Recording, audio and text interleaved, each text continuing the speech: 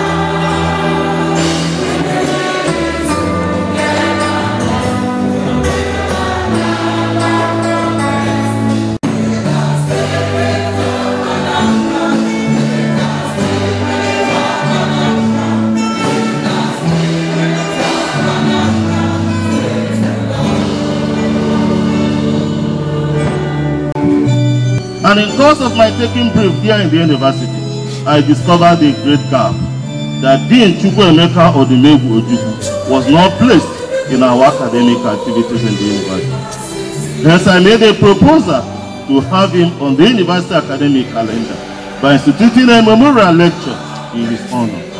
The university Cynical. Today's lecture being the first is to lay the background for subsequent lectures in the future. In the future, we intend to focus on socio-economic and political issues which may be national or international in nature. Today's lecture will be on that man of history, theme Chukwuemeka Odumegwu Ojukwu. Once more, on behalf of the University Governing Council, the Senate, the staff, and students, I welcome all our guests to Chukwuemeka Odumegwu Ojukwu University, Anambra State. Ojukwu was a David who had battled against a menacing Goliath called Nigeria. For the safety and survival of his people, he was a superhuman who did for the benefit of his people, but was subdued by a combination of forces too rich for any man or society to withstand. I've come only to make 2 points. The first is a gratitude to the university, the Chukwuemeka Odumegwu University, for thinking it fit, for the presence of mind, to organize the first memorial lecture. We often celebrate only the dead, and I only hope that someday we'll begin to celebrate also the living. The man Ojukwu himself is an encyclopedia.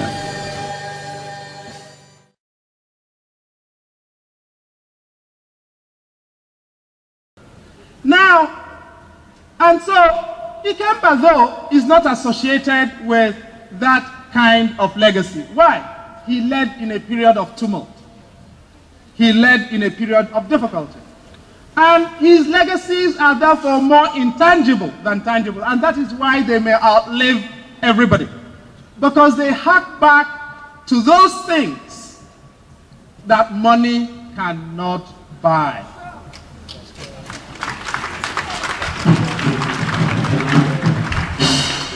There are 3 vocations where you cannot recompense anyone with money. One is the vocation, and I will add the fourth. One is the vocation, and they are the vocations of the cloth. One is the vocation of medicine. It looks after our bodies. The other is the vocation of law and justice. It looks after our dignity, our sense of justice. The third is the vocation of theology, the priesthood. It looks after our soul. The people who do those do them not because they come to look for money. They look for things money cannot buy. There are two more I'll add to that. One is the vocation of teaching, and the other is the vocation of leadership. Ikemba belonged to the vocation of leadership, but he also belonged to another vocation, a vocation of advocacy for justice and dignity. Because the Nigerian Civil War was a symmetrical war. Nigeria fought the war over territory. And that is why, at the beginning of the war, Gowon laid claim to three things. Number one, he laid claim to territory. That's why he carved up Eastern region. Number two, he laid claim to the petroleum resources of the Eastern region. That is why he created River State and the Southeastern state. Because the resources were there, what happened? You then had a most incongruous set of relationships around the world. And what were those incongruous relationships? Soviet Union and the United Kingdom, with tacit support from the United States, were on one side. Portugal, South Africa, France were on another side. Those were really totally incongruous relationships. But that is what it was about, because this was a war defined by Nigeria as a war over territory and over petroleum resources and maritime resources. The third thing he laid claim to was the relationships between Ndibo and the Eastern minorities. Because by setting the Eastern minorities through state creation against Ndibo, he wanted to bifurcate the region and set us against one another. And in many ways, he succeeded, which is why we continue to talk about abandoned property. And one of the things, of course, that we must be grateful to Emeka Ojukwu for is that in his lifetime, he lived long enough to become a participant in redressing abandoned property. And the students of law here will remember his fight over Velasquez Lodge in Ikoyi and the case of Ojukwu and military governor of Lagos State, which is the classic case over the legal containment of arbitrariness in government behavior. But really, that is the point. And although I say here he did not leave memoirs, anybody who reads Because I'm Involved would know that there was a man. He left us with tantalizing nuggets that we cannot forget. And I should also say that Gowon is unlikely to write memoirs. But anybody who can, if this is a university, so I'll put it on the table. Anybody who can read his PhD thesis, which was examined and awarded in 1984 by Warwick University in Coventry. It was written on regional integration, the ECOWAS model, and it is 794 pages. But a good part of it deals with his experience from that war. Gowon and Ojukwu were contemporaries and rivals. And in many ways, we cannot tell the story of one without the other. Although Gowon was originally commissioned into the army before Emeka Ojukwu, he went to Sandhurst and was the second officer from the north to be commissioned there after the late Zach Memelari. He was commissioned in 55. Ikemba was commissioned in 58. But because Ikemba was a graduate, he was given, his commissioning was backdated because that was the standard practice then, and so he became senior to Gowon. And many people will argue that's why we fought the war, that it was not really about things we could have resolved, but because the animosity between two young men and their egos was implacable. Why do I say so? Now, Olurotimi was the Deputy Adjutant General when Gowon was the Adjutant General of the Nigerian Army, the first Nigerian. And Ojukwu was, Olurotimi was Deputy Quartermaster General when Ojukwu was Quartermaster General. And Philip Effiong was the Deputy Adjutant General when Gowon was Adjutant General. And Rotimi tells the story that at the army headquarters, Gowon was the Adjutant General while Odumegwu Ojukwu was the Quartermaster General. But because of the rivalry between them, those of us junior officers working for them were affected. We would not greet ourselves when we met at the corridor. We would put up our face and look elsewhere. It was that bad. The rivalry and personality clash between Ojukwu and between Gowon and Odumegwu Ojukwu was certainly part of the problem. How much of the problem was it? That must be left to historians to investigate, interrogate, and memorialize. There was a second thing, Congo. At independence in 1960, Nigeria contributed to ONU, the United Nations mission in the Congo. It was led by Johnson Aguiyi-Ironsi, first as battalion commander and later as force commander. And everybody who figured in Nigeria's military history and its capture subsequently served in Congo. It's not just Aguiyi-Ironsi, Gowon, Murtala Mohammed, Obasanjo, Ojukwu, Nzogu, Zach Memelari, and some of the relationships that polluted Nigeria subsequently evolved and developed in the Congo. What were those relationships? There were so many of them, but one, there was a rivalry between Aguiyi-Ironsi and Memelari.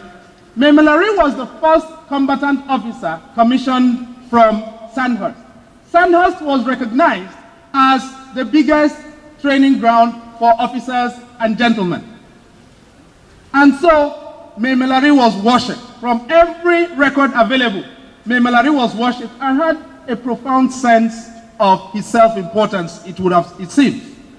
Aguiyi-Ironsi was an artisanal soldier who rose from the ranks as an army clerk to become a commissioned officer and then a two-star general.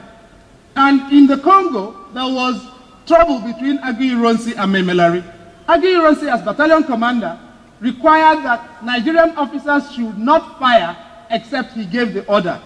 Memelari said that if the men he was commanding were fired upon, he would be under an obligation to order his men to shoot, to defend themselves.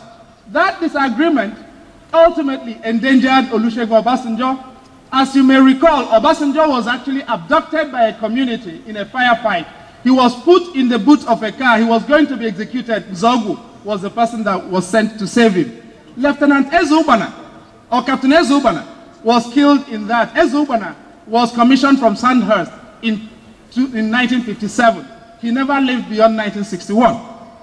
Now, this entire story led Aguiyi-Ironsi to deport Zach Memelari back to Nigeria. He did not finish his tour of duty in the Congo. That polluted relationships. How much of that was a factor in the killings in January '66 and in the counter-coup? That must be left to historians to ponder. But it is important that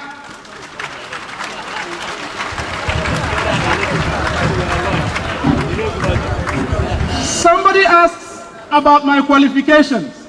I'm a child of the Nigerian Civil War. And that really is a context here that defines a lot. That we've got to care enough about our past to find out the paths that our ancestors traveled. And really, what I've done is to outline one of the first issues, the politicization of our military. Because the military became politicized in 1966 from a cascade that started from this story I have told. By the time we got to the Civil War, what was the issue? At the time of the coup in 1966, July, the most senior surviving officer in the North was actually one Emeka Ojukwu. The most senior surviving officer in the country was Babafemi Ogundikpe. He was Yoruba. Then you had others, Colonel Shotomi, you had David Ejo, you had Hilary Njoku, all of whom were senior to Gowon. But when Gowon emerged, 3 days, because for 3 days Nigeria did not have a leader. Between 29th of July,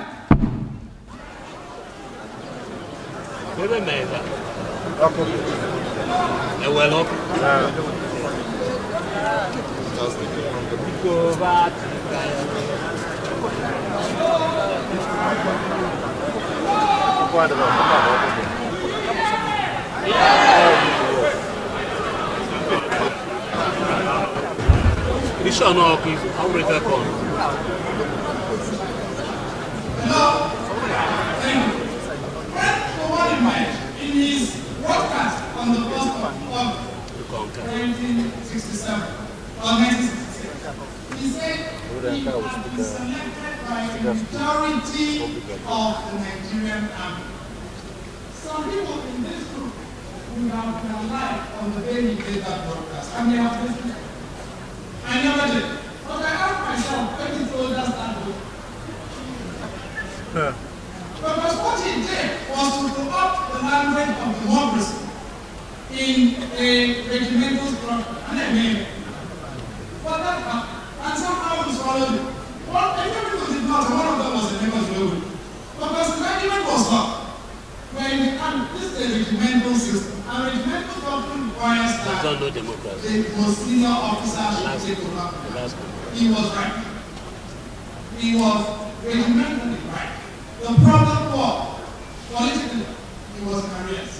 Politics had set, and filial and ethnic relations had defeated regimental doctrine. And that is the problem we have brought up to today. That is why we talk. And so, when Baberian went to command the sergeant told him he would not be able to take orders from the brigadier unless he saw somebody from his part of the world. And they went to call them to command or support a brigadier. It has not recovered since then. But having succeeded in that, having articulated the right part of that doctrinal argument, Ojukwu would come when Biafra was settled. He was also not the most senior of them. And this is what takes me to the issue of leadership. Hilary Njoku was senior. But Hilary Njoku spent most of the war in the middle. And some of the human resources, human assets that would have fought the war were alienated. Advert, who was the first African Digo and one of the most skillful administrators, was frustrated and lived the war in exile. And the issue, the intergenerational disputation between Zane and Sir LP never quite got settled. And some may argue that the son may have also inherited some of that disputation. And so, some of that may have affected our capacity to prosecute a fitting strategy. How much and to what extent, and to what extent should those responsibilities be shared between the military command structure and the civilian leadership? That is another issue that we must all look at. But the other issue is state creation and internal territorialization, which is one of the biggest issues in Nigerian history.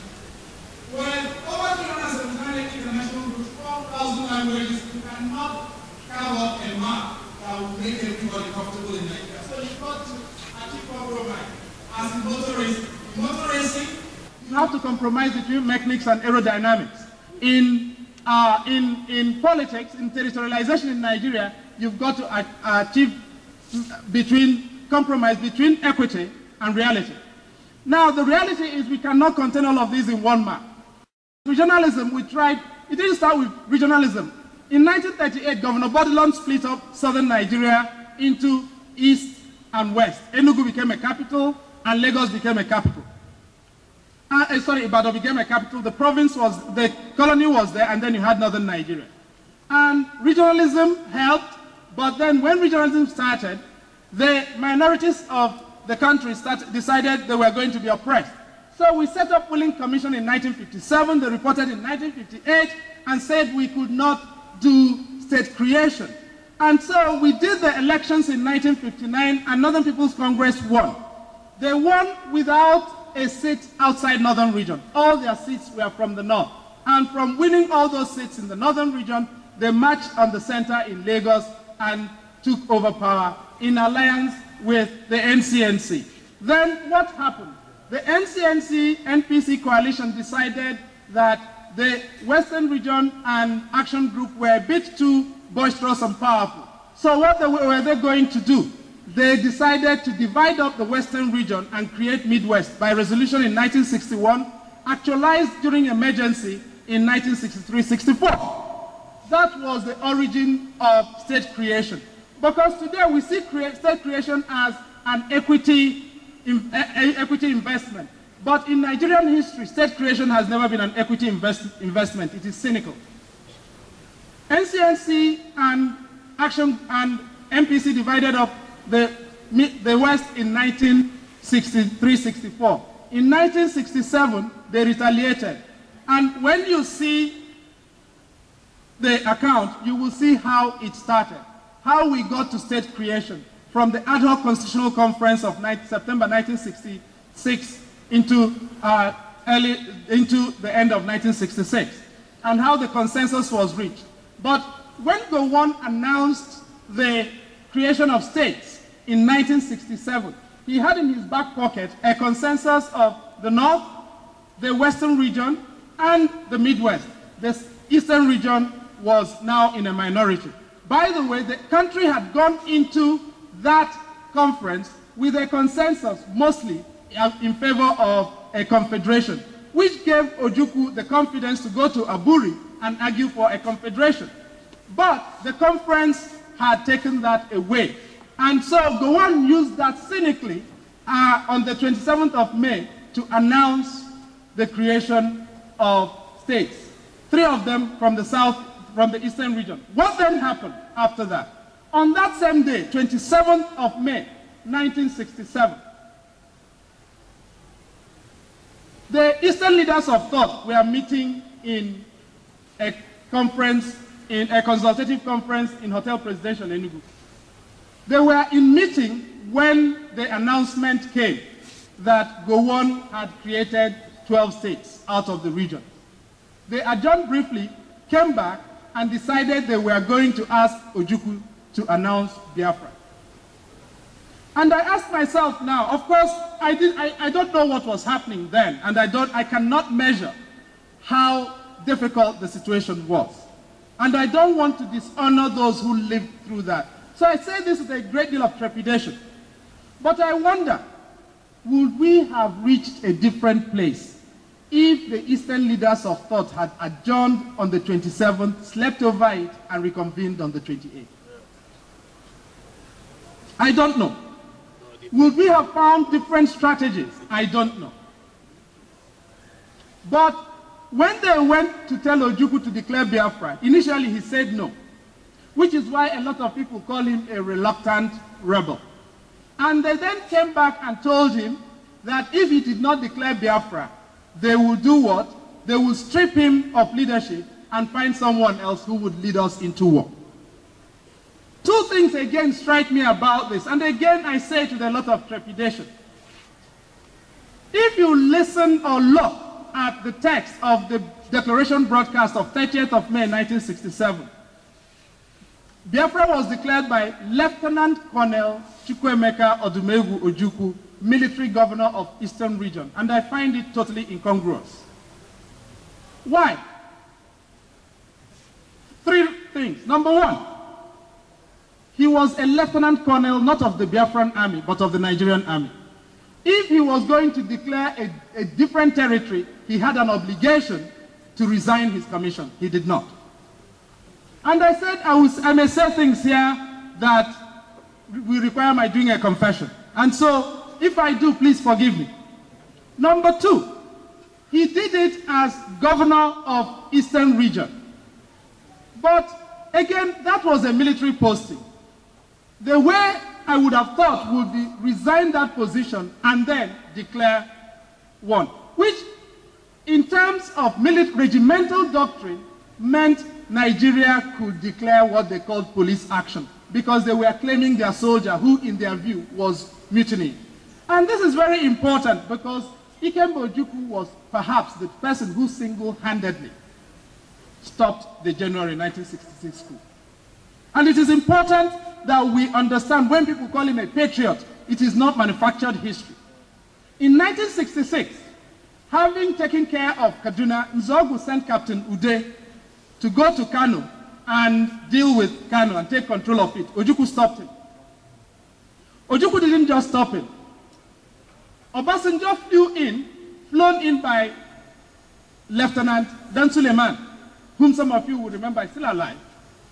Dan Suleiman flew Obasanjo to Kano so that he could negotiate in Kaduna with his best friend, because Obasanjo was not just Nzogu's best friend. They slept in the same bed. They had one Batman. That is how close they were. And when the late General Bisalla married in 1964 in London, Obasanjo was in India, in Pakistan, undergoing training. His wife, Oluremi, was accompanied to that wedding by Nzogu. That is how close they were. So he flew into Kano on his way to Kaduna to negotiate with Nzogu, because they thought this was the only person who could persuade him. Ojukwu asked Ikenwachukwu, whom many of us know is still alive, to arrest him. So they arrested him and brought him to, arrested Obasanjo, brought him to Ikemba. He interrogated him, wasn't quite satisfied, and sent him back to Lagos. He didn't go. That is how Conrad Wawo was the person who negotiated with Nzogu. And so those interpersonal histories are there. And when, therefore, state creation happened, and Ojukwu knew northern Nigeria better than he knew the southeast. And if you remember, the person who was made military governor of the eastern region on creation was David Ejo. It was later that Ironsi reshuffled and sent all the officers to their respective regions. Now, why am I telling this story and recalling all of this? Because there's a complex history in our territorialization arrangements that we must understand. When Gowon created states, he was being cynical. And that cynicism of state creation has lasted for a long time. And the last exercise in state creation was in 1996. What was the context? Sani Abacha was Kanuri. The Kanuri kingdoms, that is, of the Saifawa dynasty of the Kanem-Borno Empire, in the northeast of Nigeria, were the first people to come in contact with Islam, and they built great learning. And they have never quite agreed with the Fulani Empire on the northwest of Nigeria. And the Fulanis founded the Sokoto Emirate. And Abacha is a Kanuri who is settled in Kano. But he had historical animosities with the Sokoto Caliphate, then headed by Sultan Dasuki. So what did he do? The Sokoto Emirate was the biggest single territory in Nigeria after the country itself. Abacha decided not just to depose the Sultan, he decided to carve up the Sokoto Emirate. And he divided it into 3 states: Kebbi State, Zamfara State, and Sokoto State. That is the reason why you have those 3 states. It was the settlement of military pride. And this continues this story of cynicism in the management of internal territorialization. But because we've not bothered to investigate it, we think that the designs are against us. The designs are against everybody.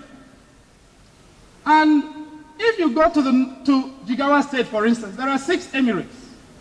5 of them are Fulani emirates. One, the Gumel Emirate, is a Kanuri Emirate. It's in Jigawa State. Okay? And a lot of people today, we've got this problem with herdsmen and the killings. And you ask yourself, why is it always happening on the banks of the River Benue? I don't know whether any of you recognize this fact. The herdsmen killings, if you spend any time on it, you will discover that it is happening on the banks of River Benue and its tributaries. Every community, without exception, in which killings has taken place is either on the banks, the basin of the River Benue, or the basin of a river that empties into the River Benue. River Taraba, Katsina Allah, Ohimini, name them. And I want to, before my conclusion, I want to call attention to just two things. One is the issue of regional integration and self-determination. Because Biafra was a huge issue in regional integration and self-determination. The Organization of African Unity was founded in 1963, May 25th. And in 1964, at the Cairo summit, the OAU adopted a resolution which consecrated colonial borders as tangible reality and said it should be preserved. The lawyers here will understand it as the doctrine of uti possidetis. I'm sure there are people in international law here who know what uti possidetis means. But what happened? After that, Biafran War, the Nigerian Civil War broke out barely 4 years later. And when it broke out, the African countries decided they were going to respect the colonial borders. But the war was also cast, although the two leaders on either side of the war were Christians, the war was cast as a war between Muslims in the north and Christians in the south. So from the beginning, the Muslim leaders in the Sahel did not want to hear anything about Biafra. And the person who should have supported Biafra, or the Biafran side, was Cameroon, because parts of Cameroon used to be part of Nigeria. But we went into the war without support from any of our neighbors. That meant we did not have any resupply lines. So we didn't have maritime territory, we did not have petroleum, and we did not have resupply lines. That meant it was possible to squeeze us. But the second thing really is that we went into the war with Nigerian currency. And today we can say that we complain about the currency policy introduced by Chief Obafemi Awolowo. Well, how do you fight a war without having thought about what you do with our currency? I mean, there's an economist here who is a distinguished governor of the central bank. But that was probably arguably the biggest single strategic error we made. Because from the Nigerian government then started squeezing us. And they started squeezing us. And they started squeezing us. And every other thing cascaded from there. And that is why, for me, this is about the young people here. Because the question you've got to answer is, someday you are going to have leadership responsibilities. If you had this situation again, what will you do in deference to the memory of the man after whom your university was founded? We are not here to say he made no errors. But even his errors must challenge us to learn lessons. And we are not here to say he only made errors. But even his successes and the great things he did must challenge us to higher standards, because he kept tremendous standards. And the other thing was humanitarianism. I'm alive because of Caritas International. A lot of people of my generation grew up with children who did not have my privilege. And that is why, and I was acutely aware, because I remember kids that I went to play with who died in my presence, even in 1972. And that's why I'm acutely aware in the work that I seek to do of the need for dignity, because Biafra was an argument for dignity. The war was an argument for justice and fairness and equity. And we must all find ways to try to continue to celebrate that. The humanitarianism that we benefited from is something we must continue to interrogate. Are we now in a position where we can also give humanitarianism to those who are in need? You know, it's interesting. 3 years ago, I went to Buniyadi. I don't know whether any of you know where Buniyadi is. Buniyadi is in Yobe State. It's the place where Boko Haram went in 2013 and massacred 29 boys who were sleeping after the day's prayer. And the Buniyadi market, at a time when the indigents of the place were not even back, had been opened by Igbo people. Igbo people were trading inside a place where the owners of the land were not there. The Igbos are the people who believe in this country. That is the fact. And for the leadership of Ndi Igbo, when we argue about true federalism, please don't forget citizenship. All this, that is what this man that we commemorate today fought for. He was not fighting for territory. He was fighting for what? Citizenship and dignity. And if you don't have a country that works for everybody, if you don't have a country in which people can go from A to Z, do business, trade, be protected, and be sure that whatever they get will work for them, you don't have anything. And no amount of true federalism will save you. Because you're not going to send police in the Anambra to go and protect Onyibono na Buniyadi. It will not happen. And so that when we do these arguments, let also reflect our rational self-interest. And in ending, I want to probably just read parts of what I want to say. And there are lots of other things that I could have touched upon. Some of them I've touched upon. What happened, the contests in 1983 and what happened when he came back. But all of that you see in my written text. But I really want to end on a very positive note, because this is a story about a fight over dignity. And at the end of the war, the biggest legacy, I don't think anybody, and that's the thing about Ojukwu's story, because it was a life of impact and of catalyzation of impact. There are lots of things, legacies that he left, that I'm not even sure he recognized that he left. And I'm not sure that we celebrated. At the end of the war, the Nigerian government announced a program of 3 R's: rehabilitation, reconstruction, and reintegration. But there were no resources behind it. All that our people had was 20 pounds. But Mr. Chairman, the visitor, what happened was the most phenomenal story of 3 R's in human history: rebuilding, reconstruction, resilience. But the biggest R of all was a story that a generation here should celebrate.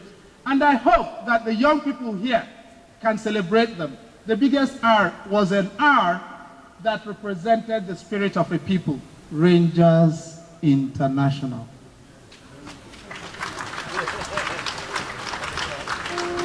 I don't know whether you know that. In 1969, as the war was winding to an end unknown to most people, Emeka Odumegwu Ojukwu conceived of an idea to set up a strike force that would undertake operations behind enemy lines and risky operations and destroy things behind enemy lines.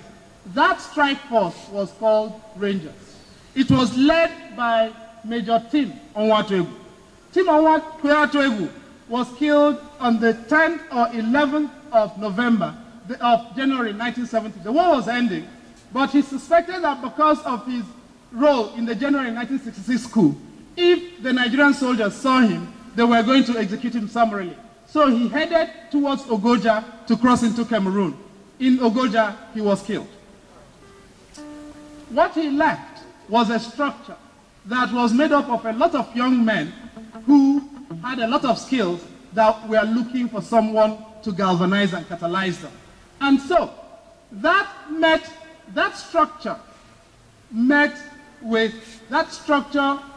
which was an opportunity, met with preparation in a sports administrator called Jerry Enyazu. Jerry Enyazu joined the service of the Eastern region as a sports administrator and director. And he went around after the war thinking, what do we do? He started a kickabout by collecting all these young people. Albert Onyaona, what's his name? Dom Mwobodo. That is how he collected, who were part of the military rangers. And he got them into this kickabout. And on the 30th of January of May 1970, they played their first football match. It was so controversial that because 30th of May was the anniversary of the declaration of Biafra in 1967, Gowon wanted him fired and asked Uba Biasika to fire him.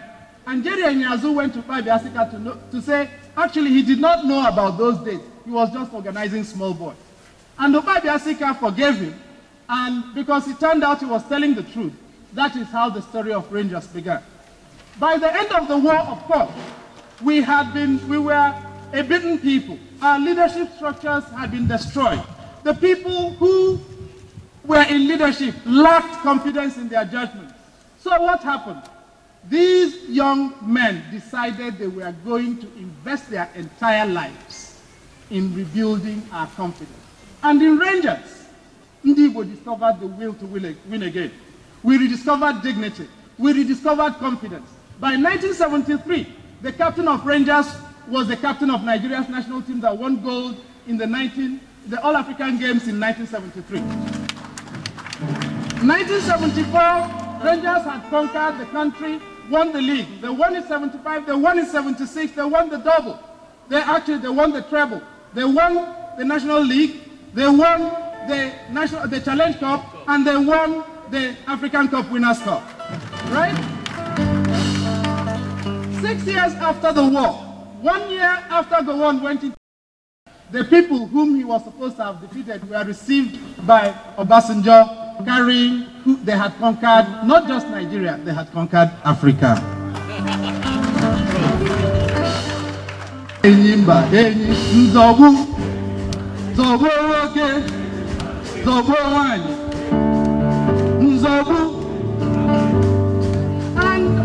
may we never say die. And may the soul of Ikemba Odumegu continue to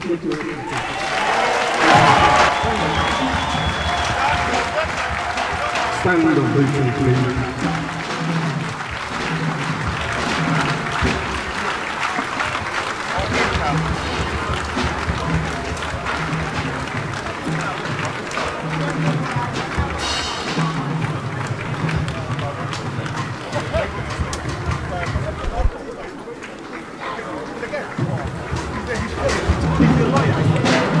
Another round of applause, please. Another round of applause, please.